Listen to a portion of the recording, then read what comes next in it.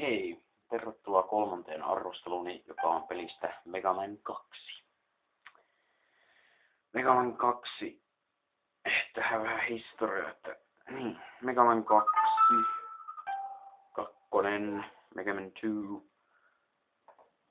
on legendaarinen peli, Capcom julkaisema vuodelta 1989, ruudussa näkyy intro legendaarinen myöskin, loistava musiikki kaikissa kentässä.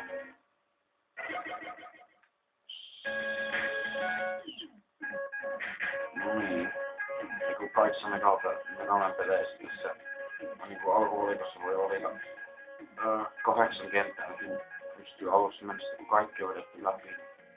Pääsee Dr. Wily ratoihin. Ja sitten niiden gameplay onkin läpi. Tässä on aluksi niin Bubbleman, Airman, Quickman, Woodman, Crashman, Flashman, Melman, Heatman. Ja aloitetaan myös Metalmanista.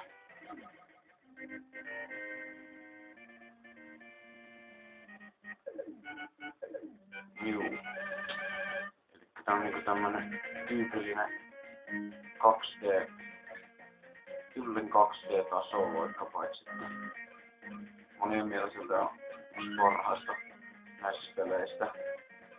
Ja kuuluu itse myös näihin. No, silkkaa voittoa. Juu, tosiaan.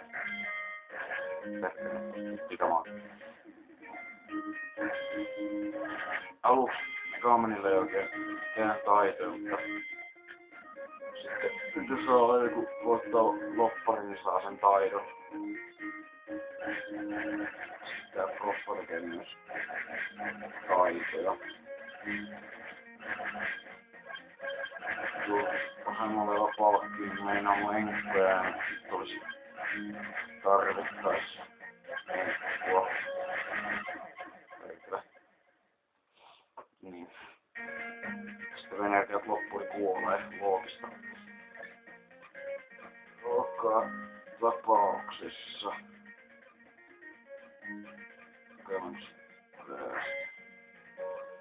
Lisäksi tämä on ainut Mega Man, joka on myyty nimi, jotka on Japanissa.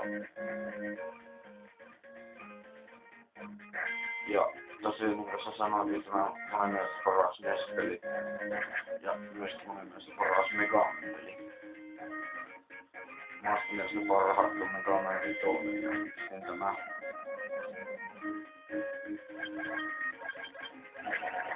Se harmittaa tekee ei sitä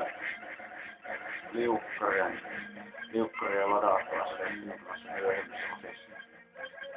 Sitten pääset ohi, kun tää on tulemaan mun matkolla peliin, kun loistava kenttäsuunnittelu.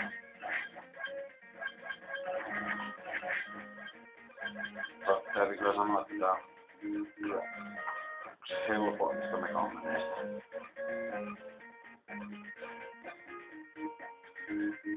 Hoppa. Ja on niinku kokeilen päästä tuonne bossiin bossitulmasta, että se asetta saa sitten käyttää.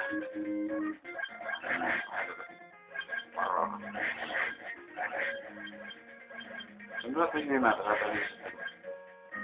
Tappain haakanaan vihollisessa se ilmestyy heti, jos se menee vähän taaksepäin, niin uudestaan samaan paikkaan. Niin tää tosiaan tää Euroopan-versio oli hitaampi USA-versio, koska tää on niinku 50 Hz toimii USAssa 6 Hz.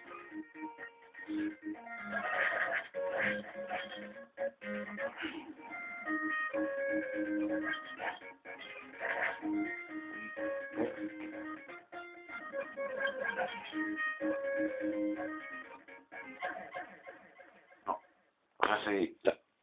Ei tullut näytettyä sitä tosiaan.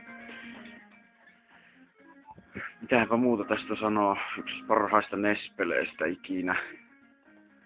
Parhaista